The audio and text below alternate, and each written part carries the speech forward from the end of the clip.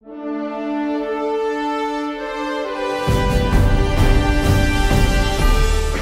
on 2017-2018 local council tax scheme. This report can be found on pages 85 to 100 of the agenda. I'd like to ask Councillor Head to introduce the report. Thank you, Madam Mayor. The paper in front of you tonight, agenda item 11, is Thurrock Council's review of the local council tax scheme, getting ready for 2017-18. It's a reflection of the national government's move to harmonise benefit payments and to ensure a degree of parity with universal credit reform and housing benefit. The national government has, over the period of 6.5 years, continued to harmonise the payment of benefits and continues as we migrate towards the universal credit reform finishing in 2022. So now it's the time for Council to make sure the own system reflects the virtues of a streamlined, simplified benefit system. The benefit bill of this local authority is circa £70 million a year. We have to ensure that any duplication is rooted out, and we must ensure that our local scheme goes through the same transformation as which the national government is doing so to theirs. The report is quite clear. It seeks the approval of 7 recommendations, 6 individualised items and a 7th one which will require a bit more context, but a little bit more on that as we go. Firstly, I should make clear that the awarding of all benefit payments for local council tax scheme is borne against the council's general fund budget. That's the same budget which we use to fill potholes, cut grass and bin collections. Our approach to benefits has to be balanced.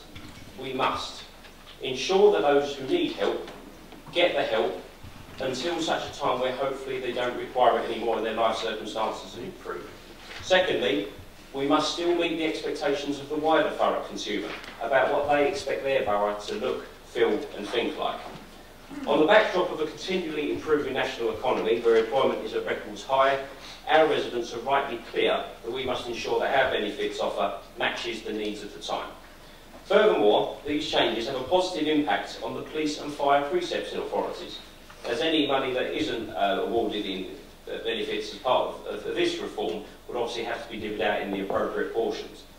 Our chamber, let's be honest, is one of the first ones to get up and say that our police and fire service, we're proud of them and that they need support. Part of this goes hand in hand with that. And as I move to summarise, Madam Mayor, the question to all of us as local representatives and local leaders is we have to look at a mechanism to move from survive to thrive, from state dependent to independent, to fair and compassionate and reflect the needs of the vulnerable while being balanced and ensuring that Thurrock is the place to live, work and play. The budget for next year is balanced. We've near, the savings already achieved and that will be coming forward next month.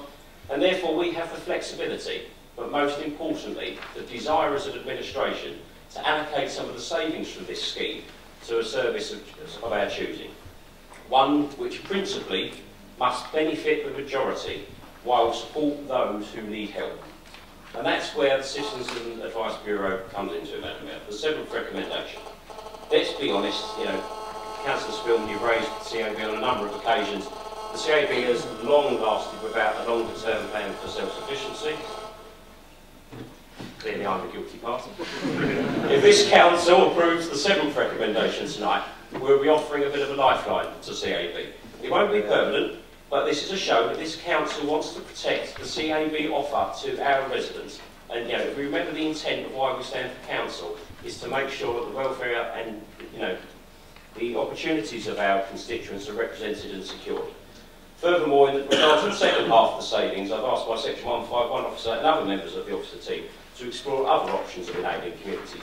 One such offer would be potentially awarding money to the HAS, the Housing Advisory Service.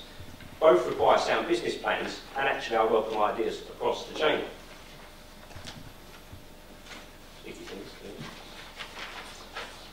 The changes proposed are small. The support remains compassionate yet fair.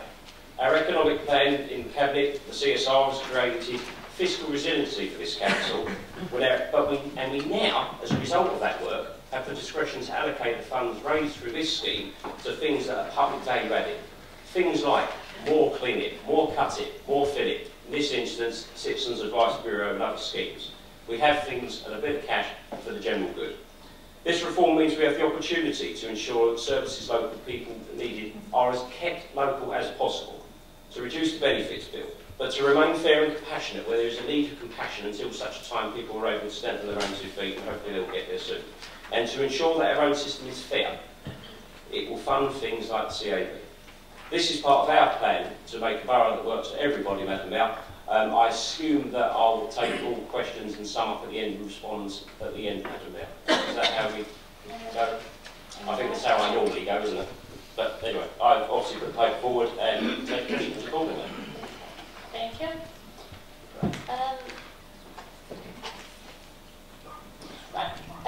As Councillor John Kemp is not here this evening, Councillor Gainster, as Vice Chair of the Corporate Overview and Scrutiny Committee, do you wish to speak?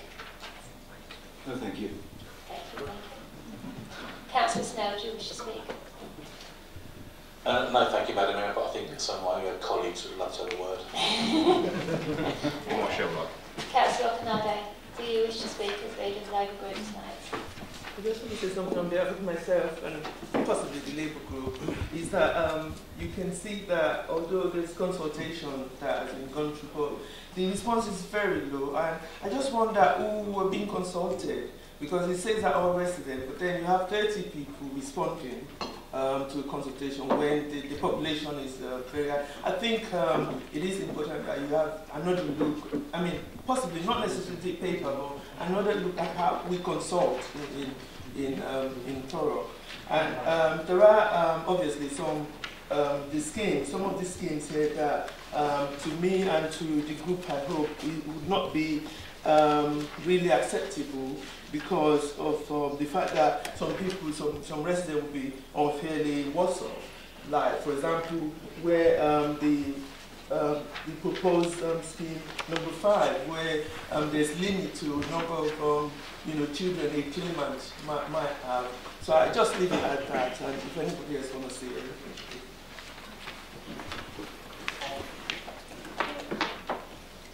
Councillor Spielman. Thank you, Madam Mayor. I can tell the councillor who the respondents are, because I'm 126th of the responses to the consultation. I believe that probably me and Shane together are probably 113th to be honest. So You've shared our secret. Why have you done that? we need to get this consultation sorted out, don't we? Because I know they went out on Twitter, and that's how I picked it up. It's just, it's laughable, isn't it? You know, it's not good enough. So just get together and get these things sorted out. I welcome the money to Citizens Advice Bureau, obviously. It's not enough on its own, but I know there's other things that are being discussed, but that money alone will still result in further significant cuts to the service. The service is already bare bones, so it is something that you need to continue to look at. In terms of a lot of the people that come to see me are living on amounts of money that I can't comprehend living on. And I'm concerned about the proposed change 1, and I'm concerned about the proposed change 3. I feel uncomfortable balancing the books on the shoulders of the working poor. And I know how the job market has, self-employment used to mean self-employment. Unfortunately, it doesn't mean self-employment now. It just means almost wage slavery for a lot of people. I mean, you've got the case of Hermes in the news very recently, and these are the sort of people that could get hurt by this scheme. So I am concerned about some of the changes, but I do welcome the extra money, and if you could just look into the consultations, that would, I think, would benefit going forward.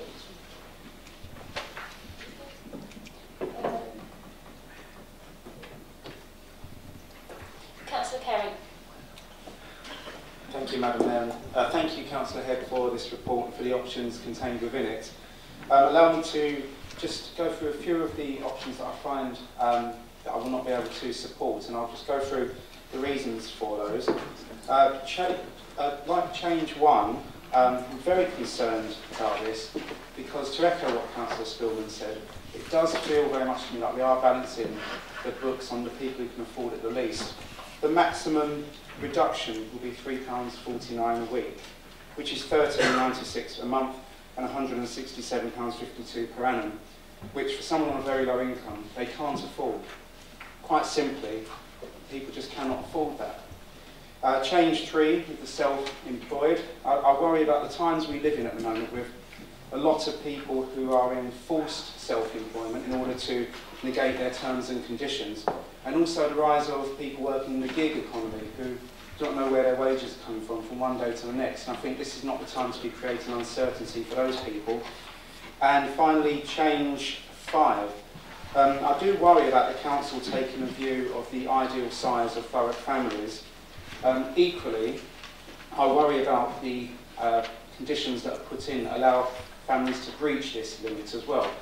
So for those 3 reasons, there is a lot, I'm not getting to every aspect of this report, but those 3 elements I'm really concerned about, and would appreciate some feedback from yourself on those. Thank you. Thank you, Madam Mayor. Councillor Jones.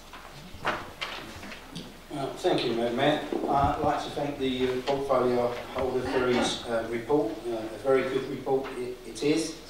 Along with my previous councillor, I'm not going to cherry pick as the Conservative administration had done when this all came back from the overview and scrutiny committee.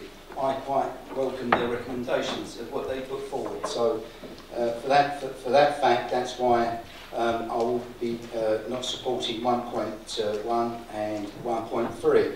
I'd like to echo Councillor Roccanardo's words on the actual response of this consultation. I've heard this said many times about councils' consultations, and it just says it here, 254 hits but only 37 responses. I really think that when we do these consultations, we need to put the language in layman's terms, simple. So, I speak to residents and they say, we don't understand sometimes some of the content. So when we, in future, look at that, so, people will be more engaging. Thank you. Thank you, Councillor Potter-Carey. Yeah, just really, really quickly, I do have major reservations about proposal 1, 3 and 5. It's encouraging that that the money, money is being earmarked for the CAB. It's a service that, at a very difficult point in my life, I certainly had to access. So I do understand its worth, and I think that's a great thing. What I'm concerned about is that it's measures like proposal 1, 3 and 5 that drive people to the CAB, and I think we don't want to make that situation any worse. Thank you. Councillor Duffy. Thank you. I think the reason why the consultation was probably so poorly attended, and I quite frankly think whoever wrote it should apologise. The way it was written more or less said, you've got 2 choices, let's hammer the working poor or we'll cut your local services. And if you really want people to engage, yes, if you're the administration, you do want all these changes through because you've obviously put them to consultation. But is that really the state we're at as a council? The 2 options on the table, hammer the working poor or cut your services. We should be doing better than that as a council, and no wonder people didn't want to respond to the survey. Thank you. Are there any other members that wish to speak on this? Councillor Goodhill? Yeah, I mean, I've obviously raised a caveat about the lack of responses. Below 50 is not really good enough, and we do need to drive this up. And we've said this year on year, but it just hasn't happened. However, I can't disagree with the previous speaker much more than I'm going to say here. We've got to be realistic. We can't mislead residents and say, oh, this is what we're going to do. There's going to be no financial impact somewhere else, potentially a financial impact somewhere else. We need to be open and honest. Unless this administration is open and honest, the previous administration, absolutely no different when it came to the local council tax scheme, very open and honest. It needs to be out there. And I, for one, don't think our residents are going to hide their head in the sand and think, oh, if I don't mention this, if I don't take part in this, it will go away, because it won't go away. It's a statute requirement. What is the problem here is not that people are scared to respond, it's that people don't realise that it's there and how important it is to respond. So I think we need to be, as part of the comms team, obviously we're in administration, we'll make sure that happens next year. But I know Councillor Hebb's going to come back on this. These proposals, as a group, together, will raise a certain amount of money. That will go, as we said, if we raise the amount to the CAB, along with other monies. I can't really go into it at the moment, but trust me, we'll bring up the money that the CAB are actually asking for. and indeed potentially the HAS and potentially other community groups that really do need that boost in funding. So let's be realistic. We know we've got a balanced budget, we've covered that already. This is over and above. When we've got a bit over and above, let's be clear and ring-fence the money, which we're trying to do here, and make sure when it comes in that those people that need it, those services that need it, get it. Thank you. Thank you. Are there any other members that wish to speak? Councillor Howden. Yeah, thank you, Madam Mayor. I do have sympathy with what Councillor Spillman was saying in regards to ensuring that changes that you make have a genuine impact. However, Councillor Spillman is au fait enough with the budget process to know that if you want to put forward schemes to support groups like the CAB, as Councillor Head has worked very hard on making sure you can do, then you need to be sensible about the rest of the budget. You cannot say you want a benefit bill that always goes up, then you want to start intervening in private institutions, which the CAB is, and then you want to intervene when the health centre is closed, as I have. You cannot expect to constantly say that money will be directed at something because money is the cure to all problems. It doesn't work like that. Councillor Hebb has taken a very careful assessment of the benefit bill.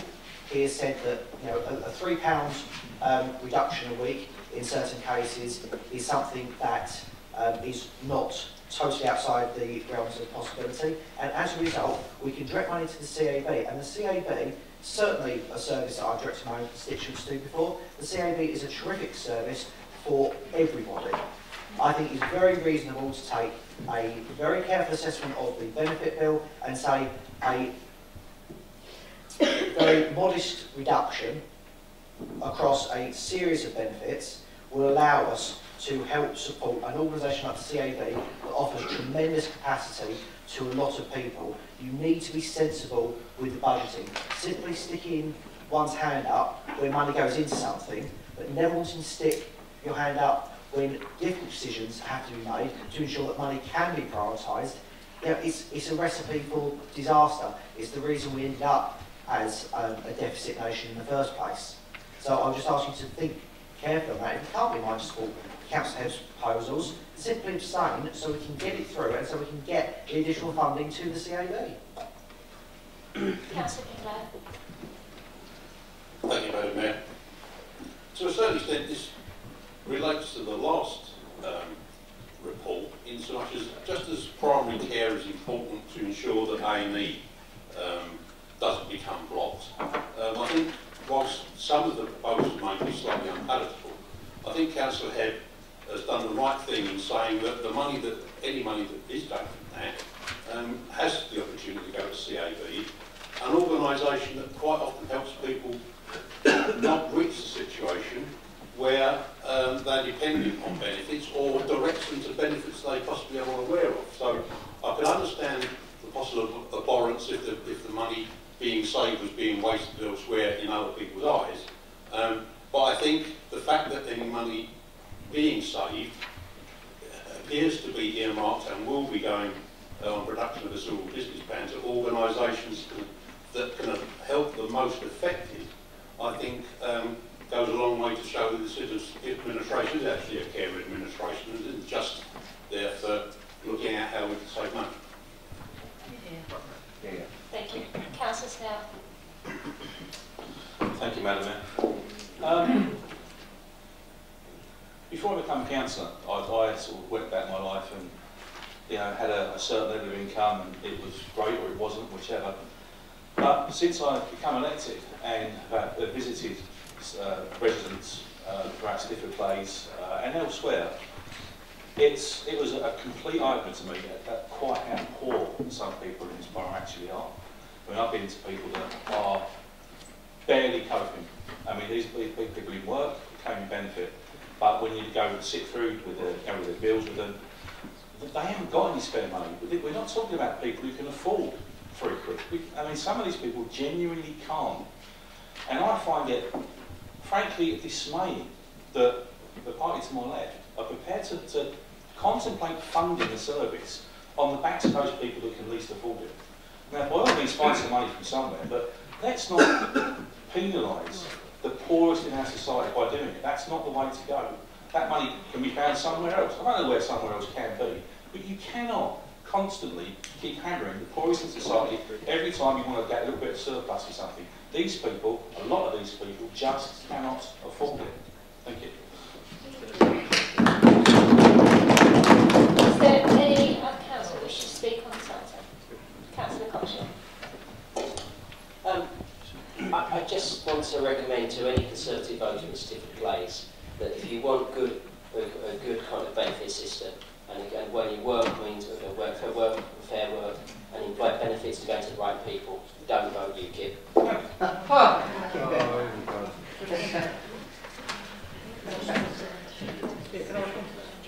Councillor, you've already asked a question.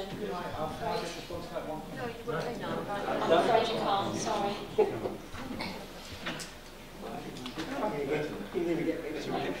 No one else wishes to speak on this item that hasn't already spoken? Just a point of clarity, so we're allowing party political statements, but we're not allowing responses to nonsense from Tory members?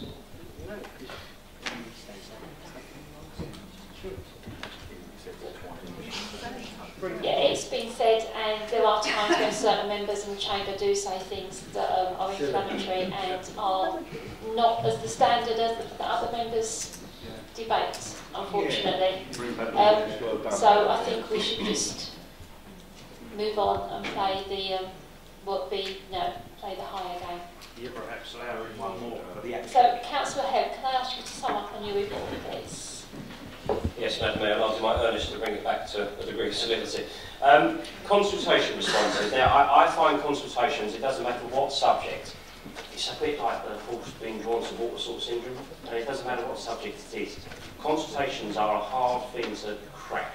I get from some of the nods that I'm not the only one that thinks that. Councillor Duffy, if I'm right, you've called for a paper at the forthcoming Corporate Overview and Scrutiny Committee about methodology of consultations and the whole suite of works around that. Spot on. Couldn't agree with you more. I think there's a good bit of cross-party work that we could do there, because it's a question, we've got to get our message and our questions out there. So, good shout, Councillor Duffy.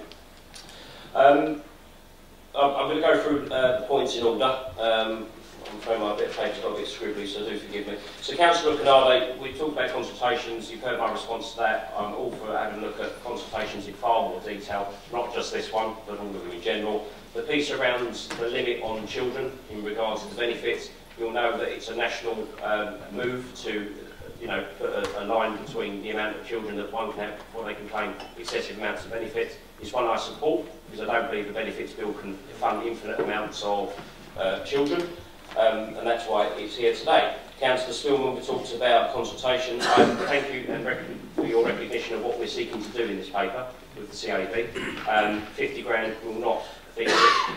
It won't solve it, but it will give them a platform, a bit like what was given in 2013 in the Extraordinary Overview and Scrutiny Committee, to give them a platform to go away and try and sort of go from survive to thrive. We talk about the comprehension of living. If I'm honest with you, some of the tone of the debate got quite low, I thought, at some points. I think it got quite presumptuous. I think there are people in this chamber that would dare presume that anything about people's backgrounds in this chamber, the 49 members. Now, I have been a user of CAB twice, and I've also had a point in life where I had to, this £3.50 per week sort of stuff. Yes, that would have had a potential impact on me. But the CAB service is absolutely critical. So please don't labour under the apprehension. And when people cast a hand and say the party to the left have no idea, I am so dismayed at the way that their tone is. Please don't judge any of us. You don't know our backgrounds, don't judge.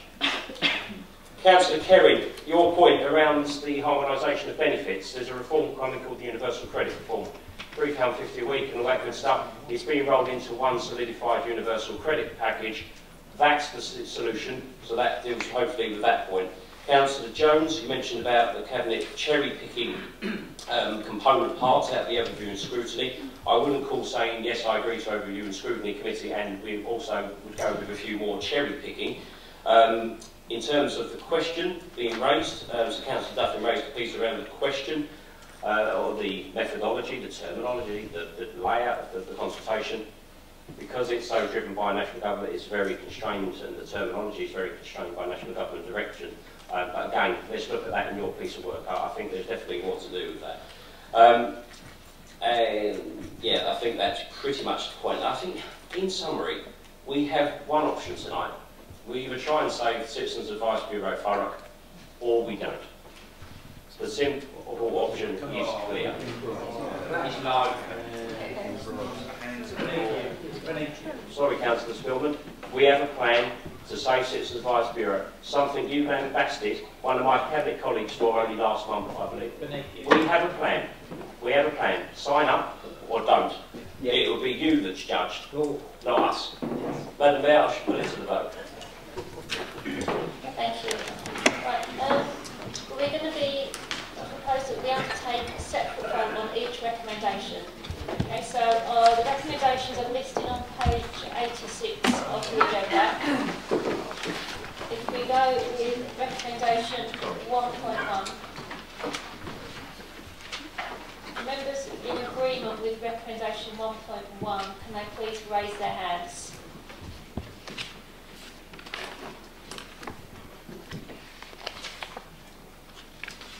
Thank you. Members who are against recommendation 1.1, can you please raise your hands?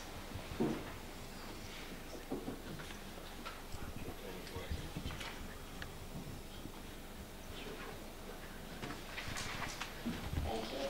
Are there any abstentions? I've not done the maths beforehand, obviously. So recommendation 1.1 has been lost. Is that right? Not agreed, sorry. Okay. Can we move on to recommendation 1.2?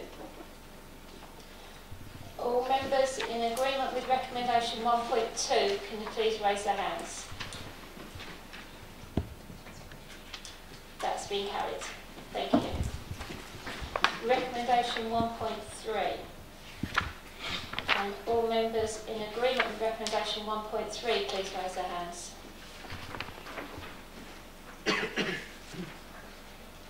Thank you. Members against recommendation 1.3, please raise your hands.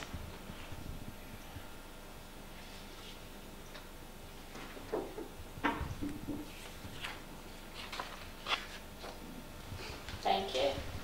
So, recommendation 1.3. Is there any abstentions? No. Recommendation 1.3 has not been passed. We're going on to recommendation 1.4. All members in agreement, please raise your hands. Yeah. Thank you, members. That's been agreed. Recommendation 1.5. Okay. All members in agreement with that recommendation, please raise their hands.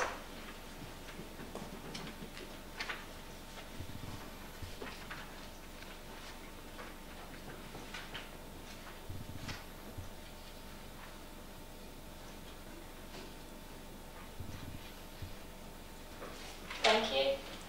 All members against recommendation 1.5, please raise your hands.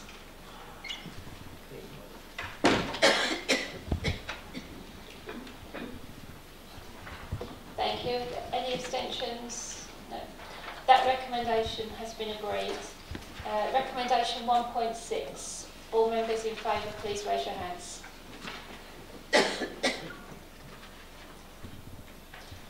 Thank you, members, that's been agreed.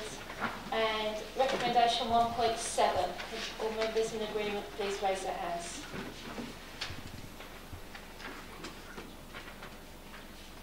Thank you, members, and that's been carried.